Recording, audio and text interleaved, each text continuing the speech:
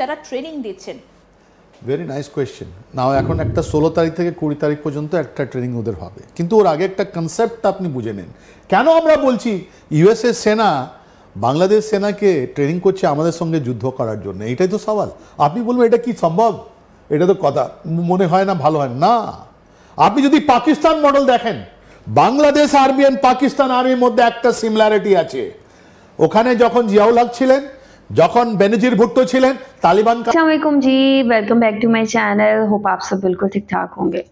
यहाँ पे जी बांग्लादेश ने इंडिया की दुखती रग पे जो है वो पाँव रख दी है, ठीक है। यहाँ पे अब यूएस के साथ बांग्लादेश की जो एक्सरसाइजेज हो रही हैं उसमें यूएस के जो जेट्स हैं वो भी बांग्लादेश में आए हुए हैं। बांग्लादेश में यूएस एयर फोर्सेस की जो जेट्स हैं, जो उनके विमान हैं, वो देख के इंडिया बहुत ज़्यादा खौफजदा हुआ है। इंडियन मीडिया ये कह रहा है कि बांग्लादेश जो है शायद इंडिया पे अटैक करने वाला है, और अब सूरत-ए-हाल ऐसी हो गई है कि इंडिया को बांग्लादेश से बहुत ज़्यादा ख़तरा महसूस होने लग गया है।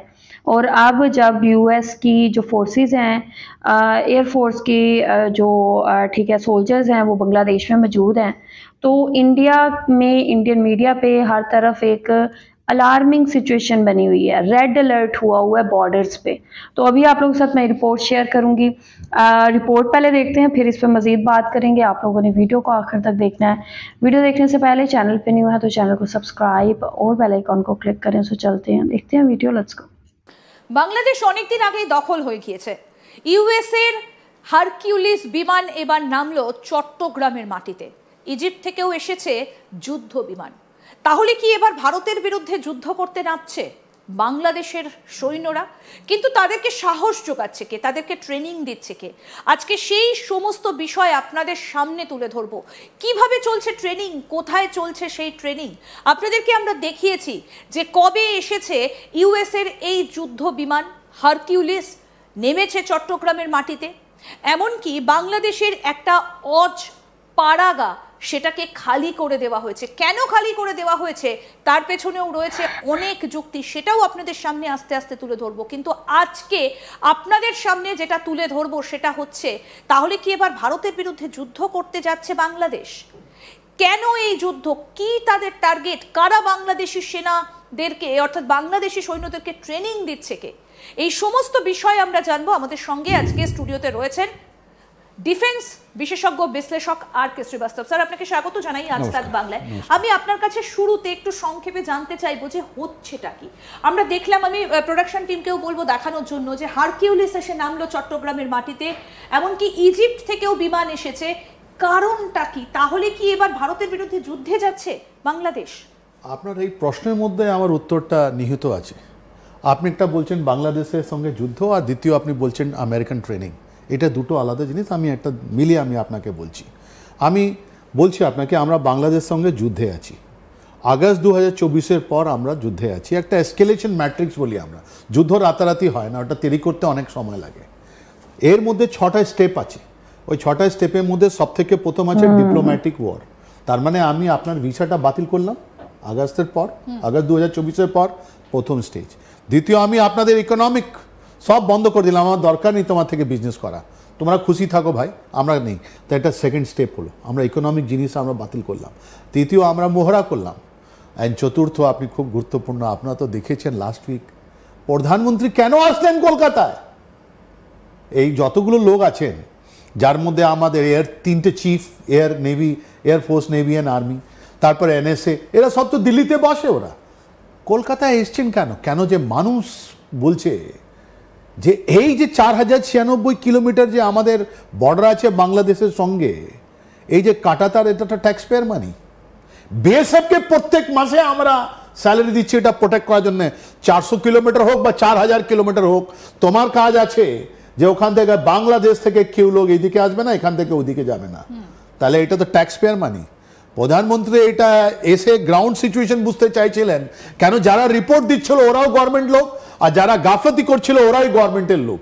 কিন্তু মানুষ যারা গ্রাউন্ডে ছিল ওরা এখন ওনাকে, প্রধানমন্ত্রীকে বারবার জানিয়ে দিল যে নো স্যার, সিচুয়েশন এরকম নয়।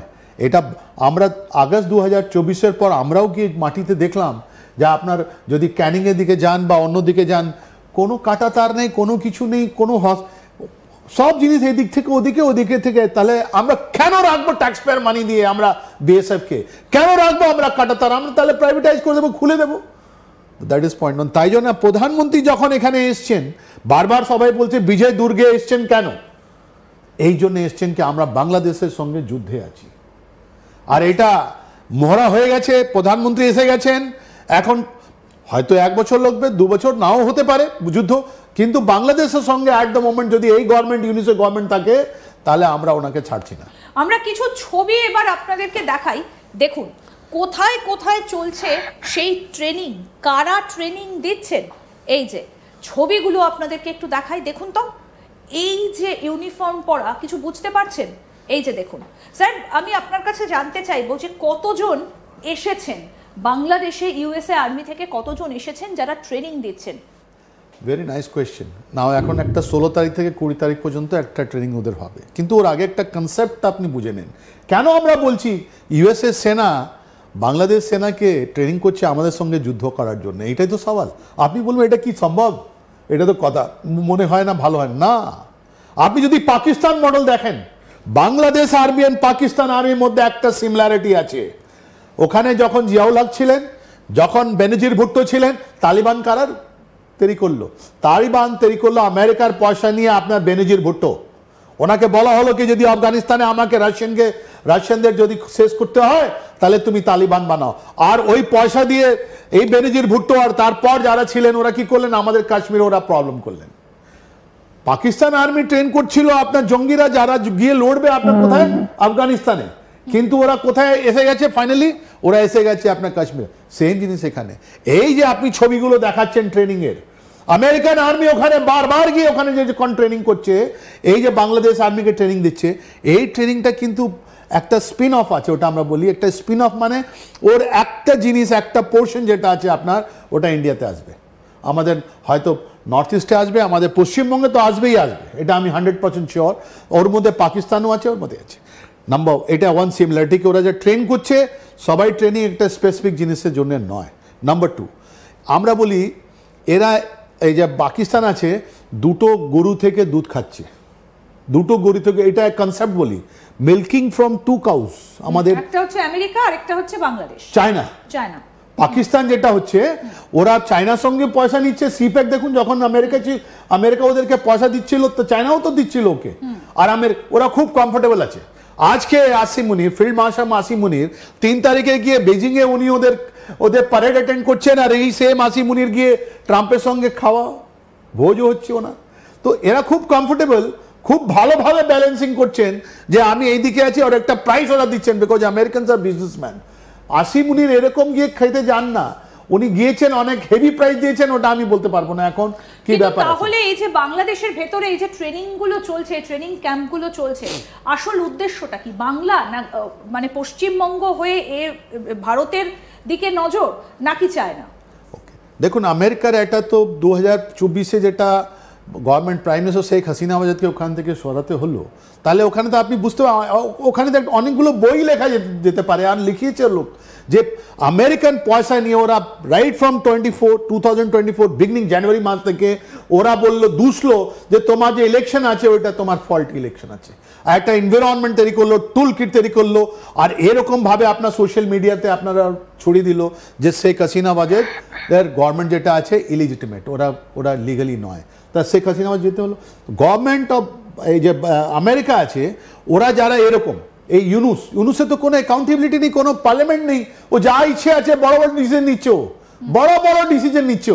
তো ওর তো কোনো অ্যাকাউন্টেবল, কেউ জিজ্ঞেস করছে না তুমি পয়সা, তুমি নিজে গ্রামীণ ব্যাংকে গ্রামীণকে তুমি কেন এত টাকা তুমি ট্যাক্স কনসেশন, কে জিজ্ঞেস করবে? কোনো পার্লামেন্ট নেই, রাইট?